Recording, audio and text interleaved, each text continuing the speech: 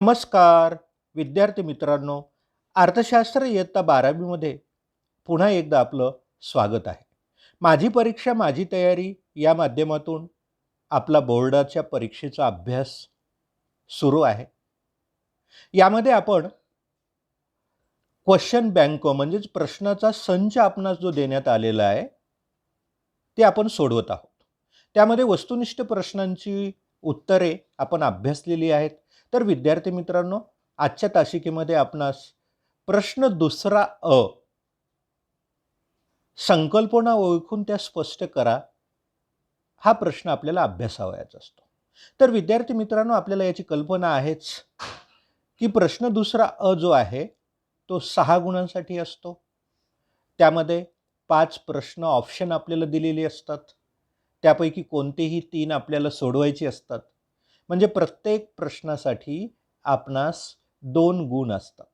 आता त्या 2 गुणांची जी काही विभागणी आहे त्यामध्ये आपल्याला सांगता येतं की संकल्पना ओळखण्यासाठी 1 गुण आपल्याला असतो आणि त्या संकल्पनेच्या स्पष्टीकरणासाठी 1 गुण देण्यात येतो.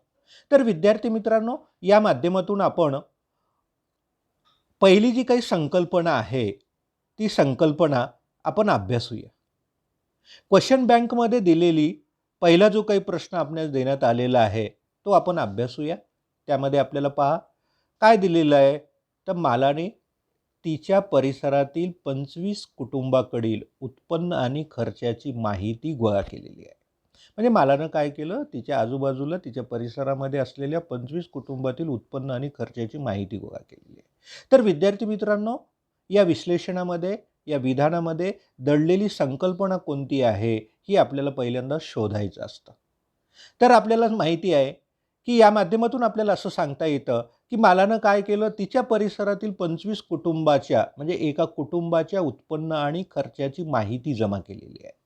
आणि हा आपल्याला संकल्पना जी काही आहे अर्थशास्त्रामधली, या संकल्पनेमध्ये आपल्याला सांगता येतं की वैयक्तिक घटक अभ्यास ही संकल्पना आहे. आणि या माध्यमातून आपल्याला सांगता येतं या संकल्पनेचं मग आपण संकल्पना ओळखलेली आहे तर त्यापुढे आपल्याला संकल्पनेचं स्पष्टीकरण द्यायचं असतं. आणि कोणत्याही उदाहरणांमध्ये संकल्पनेचं स्पष्टीकरण देत असताना आपल्याला सांगता येतं की पहिला जो काही आपल्याला मुद्दा त्यामध्ये लिहायचा असतो त्यामध्ये त्या संकल्पनेचा अर्थ त्याचं स्पष्टीकरण आपल्याला लिहायचं असतं. आता अर्थव्यवस्थेतील एखाद्या विशिष्ट घटकाचा स्वतंत्रपणे केलेला जो काही अभ्यास असतो त्याला आपण काय म्हणतो, वैयक्तिक घटक अभ्यास असं आपण म्हणतो. विशिष्ट उद्योग संस्था आहे, कुटुंब संस्था इत्यादीचा अभ्यास केला जातो. मग काय केलं, स्पष्टीकरणामध्ये अजून एक मुद्दा आपल्याला दुसरा मुद्दा आपल्याला लिहिता येतो. तर वरील उदाहरणामध्ये मालाने 25 कुटुंबाकडील उत्पन्न आणि खर्चाची माहिती गोळा केलेली आहे. अशा पद्धतीनं आपल्याला स्पष्टीकरण देता येतं. या माध्यमातून या पुढला जो काही प्रश्न आहे, पुढला प्रश्न आपण सोडवूया. यामध्ये दुसरा जो काही प्रश्न देण्यात आलेला आहे, आता दुसऱ्या प्रश्नामध्ये काय दिलेलं आहे, रमेशने 2019-20 या आर्थिक वर्षासाठी अर्थव्यवस्थेच्या एकूण गुंतवणूक, एकूण रोजगार, एकूण खर्च व एकूण बचत याचे विश्लेषण केले आहे. आता पहा, रमेशनं काय केलेलं आहे, तर एका आर्थिक वर्षासाठी अर्थव्यवस्थेमधली एकूण गुंतवणूक, एकूण रोजगार, एकूण खर्च, एकूण बचत यांचं विश्लेषण केलेलं आहे. म्हणजे हे सर्व कसे आहेत, समग्र घटकांचा अभ्यास आहे. समग्र अर्थशास्त्रामधली समग्र घटकांचा अभ्यास. समग्र घटकांचा अभ्यास ही आपल्याला सांगता येतं की संकल्पना आहे. मग या संकल्पनेचं त्यापुढे आपल्याला स्पष्टीकरण जे काही आहे ते 2 मुद्द्यामध्ये सहज पद्धतीनं आपल्याला लिहिता येईल. पहिल्या मुद्द्यामध्ये संकल्पनेचा अर्थ आपल्याला द्यायचा असतो. संपूर्ण अर्थव्यवस्थेचा अभ्यास म्हणजे संपूर्ण अर्थव्यवस्थेचा अभ्यास, समग्र घटकांचा अभ्यास ज्यामध्ये केला जातो त्या आपल्याला सांगता येतं की त्याला आपण समग्र घटकांचा अभ्यास असं आपण म्हणतो. त्यात एकूण गुंतवणूक, एकूण रोजगार यांचा समावेश होतो असं आपल्याला सांगता येतं. त्यामध्ये स्पष्टीकरण देत असताना अजून आपण देऊ शकतो की रमेशने 19-20 या आर्थिक वर्षासाठी अर्थव्यवस्थेच्या एकूण गुंतवणूक, एकूण रोजगार, एकूण खर्च, एकूण बचत यांचे विश्लेषण केले आहे. अशा पद्धतीनं 2 मुद्द्यांमध्ये आपण स्पष्टीकरण या माध्यमातून लिहू शकतो. आता यामध्ये तिसरा जो काही प्रश्न देण्यात आलेला आहे. आता तिसरा प्रश्न काय आहे ते पाहू. रोहनने लाकडाच्या तुकड्यामधून दागिन्यांचा बॉक्स तयार केला. रोहननं काय केलेलं आहे, लाकडांचे जे काही तुकडे आहेत त्या तुकड्यापासून दागिने ठेवण्यासाठीचा बॉक्स तयार केलेला आहे. म्हणजे या माध्यमातून आपल्याला सांगता येतं की लाकडापासून फर्निचर बनवलेलं आहे. आणि या माध्यमातून जी संकल्पना दडलेली आहे यामध्ये, ती संकल्पना आपल्याला सांगता येतं की रूप उपयोगिता ही संकल्पना आहे. मग या संकल्पनेचं स्पष्टीकरण आपल्याला पहिल्यासारखंच 2 मुद्द्यांमध्ये आपल्याला देता येईल. पहिल्यांदा काय देता येईल आपल्याला, जेव्हा वस्तूचे आकारमान व स्वरूप बदलून उपयोगिता निर्माण केली जाते त्यास रूप उपयोगिता म्हणतात. उदाहरण आपण देऊ शकतो, लाकडापासून फर्निचर बनवणे. मग काय सांगता येईल आपल्याला, वरील उदाहरणामध्ये रोहनने लाकडाच्या तुकड्यामधून दागिन्यांचा बॉक्स तयार केला. अशा पद्धतीनं आपल्याला सांगता येतं की याचं स्पष्टीकरण आपल्याला देता येतं. आता यामध्ये यापुढील चौथा जो काही प्रश्न देण्यात आलेला आहे त्यामध्ये काय दिलेलं आहे ते आपण पाहूया. कविताने आपली भूक भागविण्यासाठी अतिरिक्त भाकरीचे सेवन केले. आता पहा, यामध्ये संकल्पना दडलेली आहे. कविताने काय केलं, आपली भूक भागविण्यासाठी अतिरिक्त नगाचं सेवन केलेलं आहे, अतिरिक्त भाकरीचं तिनं सेवन केलेलं आहे. मग या माध्यमातून आपल्याला सांगता येतं की जी संकल्पना यामध्ये दडलेली आहे ती संकल्पना आहे सीमांत उपयोगिता. आता त्याचं स्पष्टीकरण आपल्याला द्यायचं आहे. स्पष्टीकरण 2 मुद्द्यांमध्ये आपल्याला सहजपणे देता येईल. पहिला मुद्दा काय लिहायचा, उपभोक्त्याकडून उपभोग घेतलेल्या वाढीव वस्तूपासून मिळालेली जी उपयोगिता असते तिला आपण सीमांत उपयोगिता असं आपण म्हणतो. आता दुसरा मुद्दा त्यामध्ये आपल्याला या उदाहरणामध्ये दिलेला जशाला तसं आपल्याला लिहिता येईल. कविताने भूक भागवण्यासाठी अतिरिक्त भाकरीचे सेवन केले.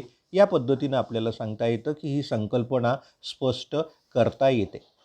आता यापुढे 5वा जो काही प्रश्न देण्यात आलेला आहे त्यामध्ये काय विचारलेलं आहे हे आपण पाहूया. 5वा जो काही प्रश्न आहे, कौशिकने त्याच्या मासिक उपभोगासाठी 10 किलो गहू 40 रुपये प्रति किलो या दराने विकत घेतला.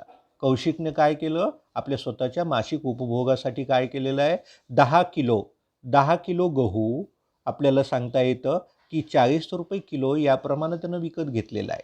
आणि या माध्यमातून ही जी काही संकल्पना आहे ती आपल्याला सांगता येतं की वैयक्तिक मागणी ही संकल्पना यामध्ये दडलेली आहे. आता वैयक्तिक मागणी आपण कशाला म्हणतो, तर आपल्याला माहिती आहे की मागणीमध्ये आपण अभ्यासलेलं आहे. मागणी विश्लेषणामध्ये विशिष्ट वेळी विशिष्ट किमतीला विशिष्ट वस्तूची खरेदी केलेली नगसंख्या, म्हणजे विशिष्ट वेळी विशिष्ट किमतीला विशिष्ट वस्तूची एका उपभोक्त्याने खरेदी केलेली जी काही नगसंख्या असते तिला आपण वैयक्तिक मागणी असं आपण म्हणतो.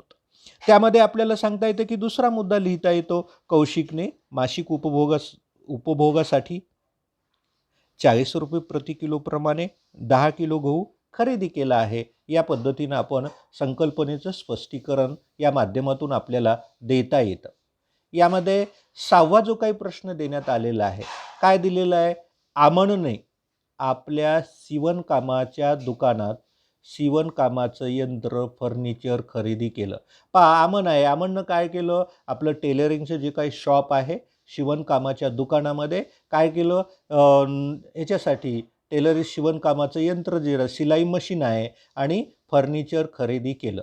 आता आपल्याला सांगता येतं की आमननं या ठिकाणी एक गरज भागविण्यासाठी 2 वस्तूंची खरेदी केलेली आहे. त्याला आपल्याला सांगता येतं की पूरक मागणी किंवा त्याला आपण संयुक्त मागणी असं आपण म्हणतो. म्हणजे ही संकल्पना या माध्यमातून दडलेली आहे. संकल्पना लिहिलं की एक गुण आपल्याला दिला जातो आणि या माध्यमातून त्याचं स्पष्टीकरण देत असताना आपल्याला सांगता येतं की विशिष्ट गरज पूर्ण करण्यासाठी 2 किंवा अधिक वस्तूंची एकत्रित जी काही मागणी केलेली असते तिला आपण पूरक मागणी किंवा संयुक्त मागणी असं आपण म्हणतो. आणि या स्पष्टीकरणामध्ये आपल्याला पुन्हा दुसरा मुद्दा आपल्याला लिहिता येतो की आमनने आपल्या दुकानात शिवणकामाचे यंत्र म्हणजे शिलाई मशीन आणि फर्निचर खरेदी केले. या पुढला 7वा जो काही प्रश्न दिलेला आहे तो आपल्याला सांगता येतं की काय आहे. तर 7वा प्रश्न आपल्याला सांगता येतं की दुधाची किंमत 10% वाढली तरी किरणच्या दुधाच्या मागणीत बदल झाला नाही. आता दुधाची किंमत वाढली, किंमत वाढल्यानंतर मागणी कमी व्हायला पाहिजे, पण इथं झालं का नाही. दुधाची किंमत 10%ने वाढली तरी किरणच्या दुधाच्या मागणीत बदल झाला नाही. म्हणजे ही मागणी कोणती आहे. तर आपल्याला सांगता येतं की किंमत लवचिकता आपण मागणीची अभ्यासलेली आहे. त्यामध्ये संपूर्ण अलवचिक मागणी ही संकल्पना या माध्यमातून दडलेली आहे असं आपल्याला सांगता येतं. आता यात स्पष्टीकरण आपल्याला लिहावंच असतं. स्पष्टीकरणामध्ये 2 मुद्दे लिहायचे. पहिला मुद्दा, किमतीमध्ये कितीही बदल झाला तरी मागणीत कोणताच बदल होत नाही, त्यास संपूर्ण अलवचिक मागणी असे आपण म्हणतो. आता दुसरा मुद्दा काय लिहायचा आहे. वरील उदाहरणामध्ये दुधाची किंमत 10% वाढली तरी किरणच्या दुधाच्या मागणीमध्ये बदल झालेला नाही असं आपल्याला सांगता येईल. तर विद्यार्थी मित्रांनो, यामध्ये या पुढला जो काही प्रश्न देण्यात आलेला आहे, 8वा जो काही प्रश्न आहे, त्यामध्ये काय दिलं. अमूल्याच्या कॅफेमध्ये चहाची मागणी 5% वाढली कारण कॉफीच्या किमतीत 10% बदल झालेला आहे. म्हणजे एका वस्तूच्या किमतीमध्ये बदल झाल्यानं दुसऱ्या वस्तूच्या मागणीमध्ये या ठिकाणी बदल होतो. ही जी काही लवचिकता असते तिला आपल्याला माहिती आहे की काय, याच्यामध्ये संकल्पना दडलेली आहे. आणि कोणती संकल्पना दडलेली आहे. छेदक लवचिकता ही संकल्पना दडलेली आहे असं आपल्याला सांगता येतं. त्याचं स्पष्टीकरण काय द्यायचं. एका वस्तूच्या किमतीतील बदलाचा दुसऱ्या वस्तूच्या मागणीत घडून येणारा बदल त्यास छेदक लवचिकता असे म्हणतात. आता दुसरा मुद्दा आपल्याला स्पष्टीकरणाचा लिहिता येतो. वरील उदाहरणात अमूल्याच्या कॅफेमध्ये कॉफीच्या किमतीत 10% वाढ झाल्यामुळे चहाची मागणी 5%नी वाढली आहे. तर विद्यार्थी मित्रांनो, यामध्ये या पुढील प्रश्न आपल्याला सोडवता येईल. त्यामध्ये 9वा जो काही प्रश्न देण्यात आलेला आहे तो काय आहे ते आपण पाहू. अमर दररोज 300 रुपये या भावाने 50 डझन आंब्याची विक्री करतो. आता आपल्याला सांगता येतं की या ठिकाणी आपल्याला सांगता येतं की अमर आहे, दररोजमध्ये 300 रुपये या भावानं आपल्याला सांगता येतं की 50 डझन आंब्याची विक्री करतो. म्हणजेच हा आपल्याला सांगता येतं की यामध्ये संकल्पना जी काही दडलेली आहे ती वैयक्तिक पुरवठा ही संकल्पना दडलेली आहे. ती संकल्पना आपल्याला पहिल्यांदा लिहिता येईल आणि या माध्यमातून आपल्याला सांगता येतं की त्याचं स्पष्टीकरण आपल्याला द्यायचं असतं. त्यामध्ये पहिला मुद्दा आपल्याला असं सांगता येतं की विशिष्ट वेळी विशिष्ट किमतीला एका विक्रेत्याकडून विक्रीसाठी पुरवलेली जी काही नगसंख्या असते त्याला आपण वैयक्तिक पुरवठा असं आपण म्हणतो. मग अमरनं काय केलं. दुसरा मुद्दा आपल्याला लिहिता येतो. अमर दररोज 300 रुपये डझन या किमतीला 50 डझन आंब्याची विक्री करतो असं आपल्याला सांगता येईल. त्यामध्ये नवीन जो काही प्रश्न देण्यात आलेला आहे. नवीन प्रश्नामध्ये काय दिलेलं आहे. अजयच्या पापड आणि लोणच्याच्या उत्पादक युनिटमध्ये एकूण आपल्याला 5,000 रुपये मशीनसाठी, त्यानंतर आपल्याला सांगता येतं 1,00,000 भाड्यासाठी आणि 2,00,000 कामगारांच्या वेतनासाठी खर्च झालेला आहे असं आपल्याला सांगता येतं. आता यामध्ये आपल्याला सांगता येतं की उत्पादकांनी केलेला खर्च आहे आणि या माध्यमातून आपल्याला सांगता येतं की एकूण खर्च ही संकल्पना यामध्ये दडलेली आहे. आणि याचं स्पष्टीकरण देत असताना आपल्याला एकूण खर्च म्हणजे काय ते आधी सुरुवातीला लिहावं लागेल. संयोजकाने वस्तूच्या उत्पादनासाठी आवश्यक असणाऱ्या उत्पादन घटकावर केलेला खर्च म्हणजेच एकूण खर्च होय. आता एकूण खर्चामध्ये आपल्याला सांगता येतं की काय. एकूण स्थिर खर्च अधिक एकूण बदलता खर्च हे एकूण खर्चाचं सूत्र आपण त्या माध्यमातून लिहायचं. आणि दुसरा मुद्दा लिहित असताना वरील उदाहरणामध्ये अजयच्या उत्पादक युनिटमध्ये 5,000 रुपये मशीन व भाड्यासाठी 1,00,000 रुपये, यंत्रासाठी केलेला हा स्थिर खर्च व वेतनासाठी केलेला 2,00,000 रुपये हा बदलता खर्च. मग आपल्याला सांगता येतं की 1,05,000 अधिक 2,00,000 म्हणजेच आपल्याला सांगता येतं की 2,05,000 रुपये हा काय आहे, एकूण खर्च आहे. या माध्यमातून आपण स्पष्टीकरण या पद्धतीनं आपल्याला सहजपणे आपल्याला देता येतं. आता यामध्ये नवीन जो काही प्रश्न देण्यात आलेला आहे तो काय आहे, अनूप हेअर ऑइलला जवळचा पर्याय नाही. आता जवळचा पर्याय नसलेली वस्तू म्हटलं की या माध्यमातून आपल्याला सांगता येतं की मक्तेदारी ही संकल्पना यामध्ये दडलेली आहे. आता मक्तेदारीचं स्पष्टीकरण आपल्याला त्या ठिकाणी लिहावं लागेल. ज्यात एकच विक्रेता असून त्याचे संपूर्ण बाजार पुरवठ्यावर नियंत्रण असते व त्याच्या वस्तूला जवळचा पर्याय नसतो, अशा बाजारपेठेला आपण मक्तेदारी असं आपण म्हणतो. तर या माध्यमातून अजून एक मुद्दा आपल्याला स्पष्टीकरणाच्या माध्यमातून लिहिता येतं. वरील उदाहरणामध्ये अनूप हेअर ऑइल उत्पादक करणारा एक विक्रेता आहे व त्याच्या वस्तूला जवळचा पर्याय नाही, असं आपल्याला या माध्यमातून विश्लेषण आपल्याला लिहिता येतं, स्पष्टीकरण आपल्याला देता येतं. त्यामध्ये त्यापुढील जो काही प्रश्न देण्यात आलेला आहे तो काय आहे ते पाहूया आपण. सर्वोदय कॉस्मॅटिक कंपनी जाहिरात रेडिओ आणि दूरदर्शनवर जाहिरात देते, जाहिरातीवर खर्च करते, तसेच मागणी वाढविण्यासाठी त्याच्या शॅम्पू उत्पादनाची विनामूल्य नमुने वितरित करते, शॅम्पल म्हणून विनामूल्य नमुने देते. आणि साहजिकच आपल्याला सांगता येतं की रेडिओ दूरदर्शन या माध्यमातून जाहिरातीवर केलेला खर्च किंवा विनामूल्य सॅम्पल विकण्यासाठी केलेला खर्च हा आपल्याला सांगता येतं की मागणी वाढवण्यासाठी केलेला खर्च आहे. त्याला आपल्याला सांगता येतं की विक्री खर्च असं आपण म्हणतो. विक्री खर्च ही संकल्पना यामध्ये दडलेली आहे असं आपल्याला सांगता येईल. आता विक्री खर्चामध्ये पहिल्यांदा स्पष्टीकरण आपल्याला त्या ठिकाणी द्यावं लागतं आणि यामध्ये आपल्याला सांगता येतं की वस्तूची विक्री वाढविण्यासाठी व वस्तूला अधिक मागणी निर्माण करण्यासाठी करावा लागणारा खर्च म्हणजेच विक्री खर्च होय. दुसरा एक मुद्दा आपल्याला लिहिता येतो. वरील उदाहरणामध्ये सर्वोदय कॉस्मॅटिक कंपनीने रेडिओ दूरदर्शनवर जाहिरातीसाठी खर्च करणे, तसेच सॅम्पलमधून मोफत वस्तूंचे वाटप करणे यासाठी लागणाऱ्या खर्चाला विक्री खर्च स्वरूपाचा हा खर्च आहे असं आपल्याला विश्लेषण या माध्यमातून देता येतं. या पुढला जो काही प्रश्न देण्यात आलेला आहे तो नवीन प्रश्न आपण अभ्यासूया. बॉम्बे स्टॉक एक्सचेंजने सूचीबद्ध कंपन्यांची समभागाची किंमत प्रतिबिंबित करण्यासाठी शेअर बाजाराचा निर्देशांक म्हणून सेन्सेक्स विकसित केलेला आहे. आणि या माध्यमातून आपण निर्देशांक हा घटक आपण अभ्यासलेला आहे. आता शेअर निर्देशांकाच्या बाबतीमध्ये काय आहे, हे बॉम्बे स्टॉक एक्सचेंज ज्याला आपण BSE असं आपण म्हणतो, आणि या माध्यमातून आपल्याला सांगता येतं की सूचीबद्ध कंपन्यांची समभागांची किंमत प्रतिबिंबित करण्यासाठी शेअर बाजाराचा निर्देशांक म्हणून सेन्सेक्स विकसित केलेला आहे. यामध्ये संकल्पना जी काही आहे दडून बसलेली आहे, विशिष्ट हेतू निर्देशांक असं आपण म्हणतो. आता विशिष्ट हेतू निर्देशांक कशाला म्हणायचं, तर आपल्याला सांगता येईल त्याचं स्पष्टीकरण आपल्याला लिहावं लागतं.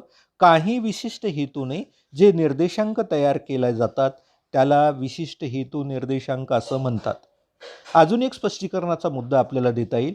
वरील उदाहरणात बॉम्बे स्टॉक एक्सचेंजने सूचीबद्ध कंपन्यांची समभागांची किंमत प्रतिबिंबित करण्यासाठी शेअर बाजाराचा निर्देशांक म्हणून सेन्सेक्स विकसित केलेले आहे. त्याला आपल्याला सांगता येतं की आपण BSE 30 बॉम्बे स्टॉक एक्सचेंज 30 असे आपण म्हणतो.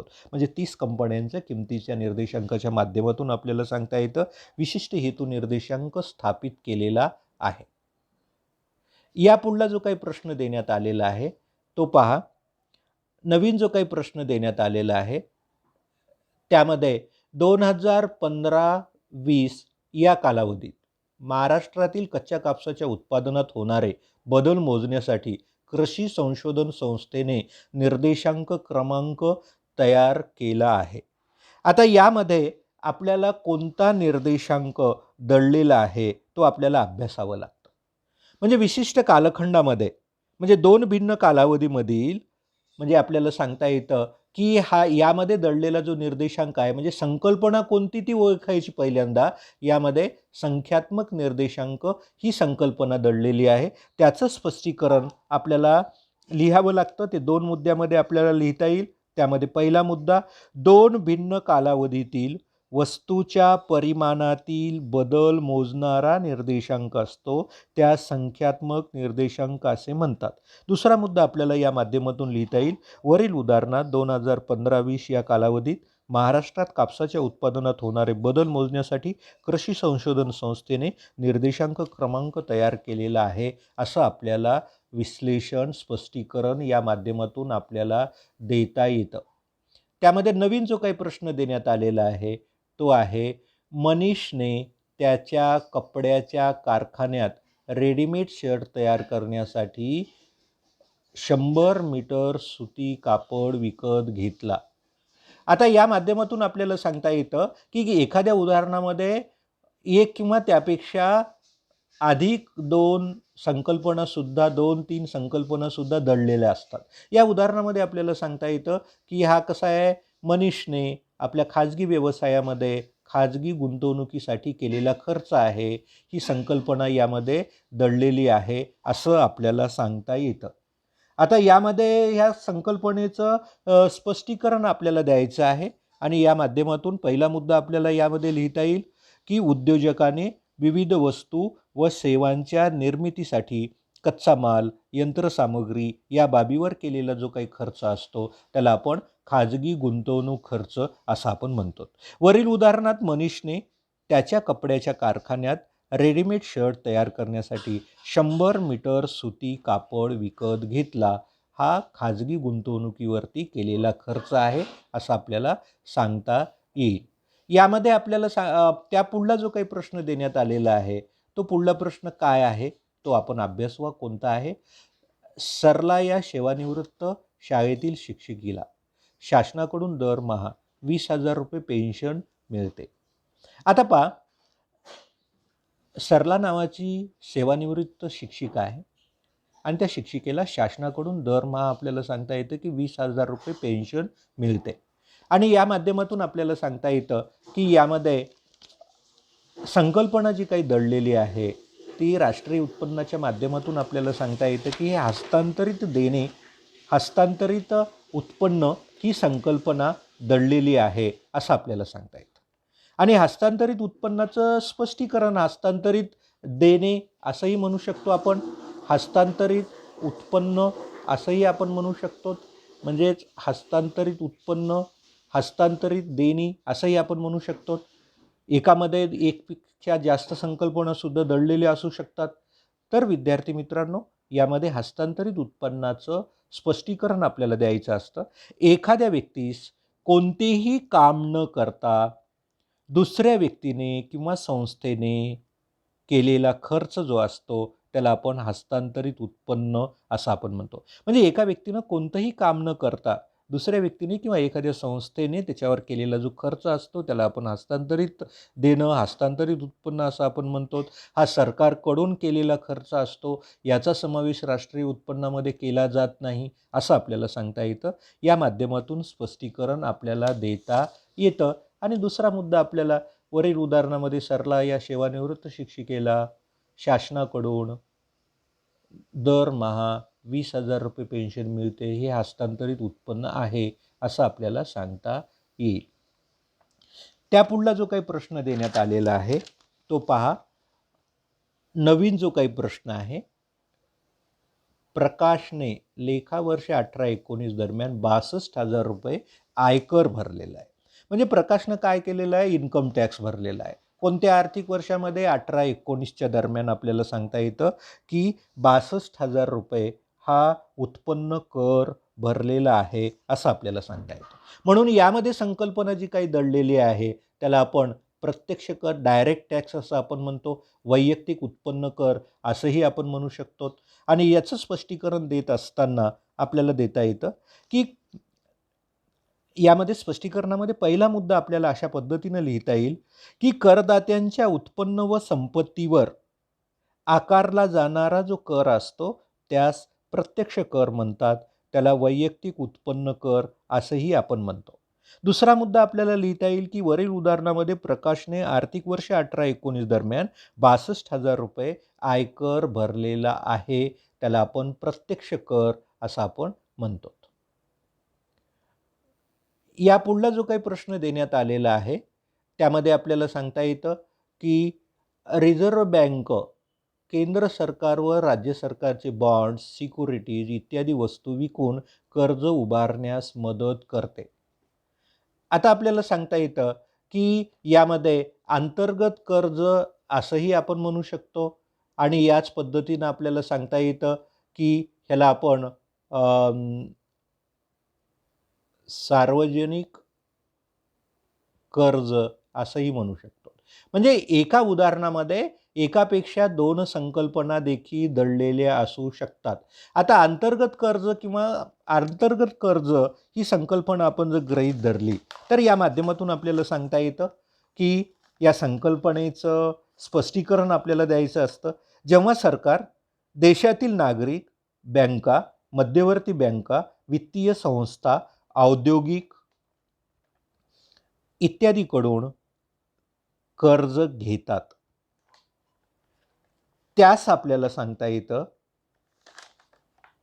की अंतर्गत कर्ज असं आपण म्हणतो. म्हणजे जेव्हा आपल्याला सांगता येतं की शासन आहे देशातील नागरिक, बँका, मध्यवर्ती बँका यांच्याकडून औद्योगिक ह्याच्यासाठी आपल्याला सांगता येईल की वित्तीय संस्था, औद्योगिक कंपन्या यांच्याकडून आपल्याला सांगता येतं की जे काही कर्ज घेतात त्याला आपण अंतर्गत कर्ज असं आपण म्हणतो.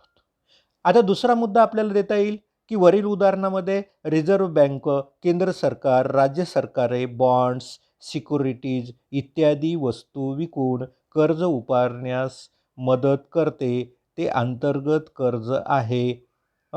म्हणजे आपल्याला सांगता येतं की रिझर्व्ह बँक केंद्र सरकार, राज्य सरकारचे बॉन्ड्स, सिक्युरिटीज इत्यादी वस्तू विकून कर्ज उभारण्यासाठी मदत करते. हे अंतर्गत कर्ज आहे. त्याला आपण सार्वजनिक कर्ज असं देखील आपण म्हणतो. यामध्ये नवीन जी काही संकल्पना देण्यात आलेली आहे, उदाहरण देण्यात आलेलं आहे, ते उदाहरण आपण अभ्यासूया. त्यामध्ये संकल्पना आपण शोधून घेऊया.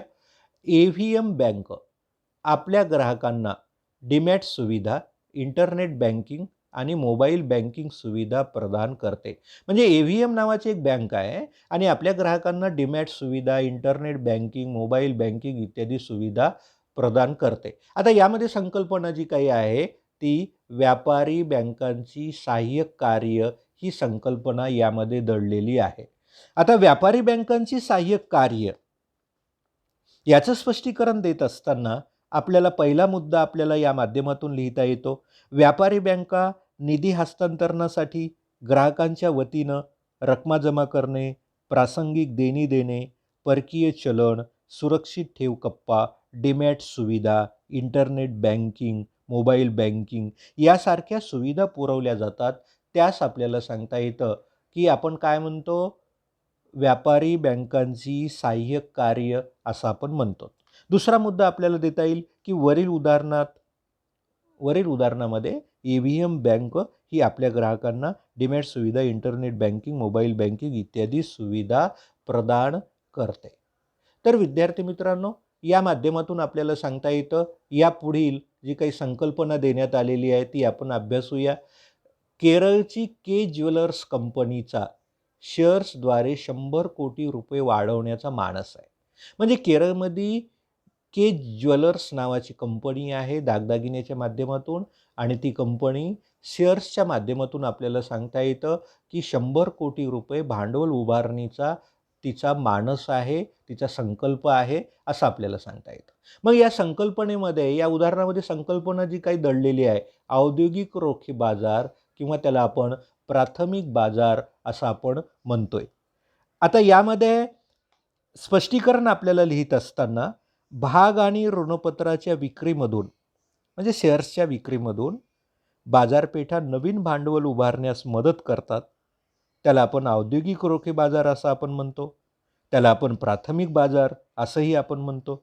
वरील उदाहरणामध्ये केरळची के ज्वेलर्स कंपनी शेअर्सद्वारे 100 कोटी रुपये वाढवण्याचा, भांडवल वाढवण्याचा या कंपनीचा मानस आहे, असं आपल्याला स्पष्टीकरण या माध्यमातून देता येतं. आता यामध्ये नवीन जे काही उदाहरण पुढे देण्यात आलेलं आहे त्यामध्ये पहा, क्वेश्चन बँकमधलं, तामिळनाडूने पंजाब व उत्तर प्रदेशातून गहू खरेदी केला. आता काय आहे, तामिळनाडूनं पंजाब व उत्तर प्रदेशातून गहू खरेदी केला. आता हा व्यापार, हा जो काही बाजार आहे त्यामध्ये आपल्याला सांगता येतं की संकल्पना कोणती दडलेली आहे, देशांतर्गत बाजार ही संकल्पना दडलेली आहे. आता देशांतर्गत बाजार म्हणजे काय हे आपल्याला या माध्यमातून आपल्याला देशांतर्गत बाजार याच्यामध्ये शब्दामध्येच अर्थ दडलेला आहे. तर आपल्याला सांगता येतं की राष्ट्राच्या भौगोलिक सीमाच्या अंतर्गत केली जाणारी वस्तू व सेवांची जी काही खरेदी विक्री असते त्याला आपण देशांतर्गत अंतर्गत बाजार असं आपण म्हणतो. आता ही संकल्पनेचं स्पष्टीकरण झालं. यामध्ये अजून एक मुद्दा आपल्याला लिहिता येतो. त्यामध्ये आपल्याला सांगता येतं की तामिळनाडू राज्यानं पंजाब व उत्तर प्रदेशकडून गहू खरेदी केला. हा देशांतर्गत अंतर्गत बाजार आहे. तर विद्यार्थी मित्रांनो, क्वेश्चन बँकमधला प्रश्न दुसऱ्यामधला दिलेला हा शेवटचाच प्रश्न आपणास अभ्यासावयाचा आहे. आणि शेवटच्या प्रश्नामध्ये पहा, महाराष्ट्रातील हापूस आंबे आंतरराष्ट्रीय बाजारात विकले जातात. आता महाराष्ट्रामध्ये जो काही हापूस आंबा आहे तो आंतरराष्ट्रीय बाजारात विकले जातात. त्याला आपल्याला सांगता येतं की त्याला आपण निर्यात व्यापार ही संकल्पना यामध्ये दडलेली आहे. आता निर्यात व्यापार कशाला म्हणायचं, तर एका देशातून दुसऱ्या देशाला केलेली वस्तू व सेवांची विक्री, त्याला आपण निर्यात असं आपण म्हणतो, त्याला एक्सपोर्ट असं आपण म्हणतो. आणि आपल्याला सांगता येतं की दुसरं उदाहरण त्यामध्ये स्पष्टीकरणामध्ये दुसरा मुद्दा आपल्याला लिहिता येतं की वरील उदाहरणामध्ये महाराष्ट्रातून म्हणजेच भारतातून हापूस आंब्याची विक्री विदेशात केली जाते, तो निर्यात व्यापार आहे. तर विद्यार्थी मित्रांनो, अशा पद्धतीनं आपण प्रश्न दुसरा संकल्पना ओळखा आणि त्यांचं स्पष्टीकरण द्यायचं हे आपण अभ्यासलेलं आहे. ठीक आहे, आपण इथं थांबूया. धन्यवाद.